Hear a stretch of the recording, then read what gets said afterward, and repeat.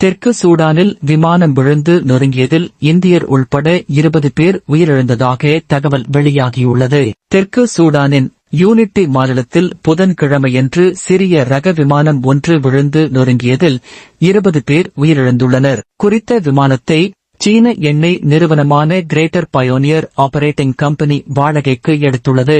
அதில் அக்டேரோபர் கம்பெனியின் ஆராய்ச்சி குழு உறுப்பினர்கள் 20 பேரும் மைனிங் இடங்களுக்கு புறப்பட்டுள்ளனர். உள்ளூர் நேரப்படி காலை 10:30 மணியளவில் புறப்பட்ட விமானம் சில நிமிடங்களிலேயே இயந்திர கோளாறு காரணமாக விபத்துக்குள்ளானதாக தெரிய வந்துள்ளது.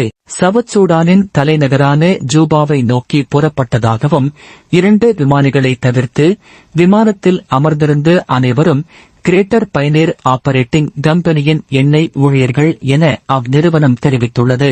அத்துடன் உயிரிழந்தவர்களில் 2 சீனர்களும் 1 இந்தியரும் அடங்குவார்கள் என அவ்நிறுவனம் தெரிவித்துள்ளது.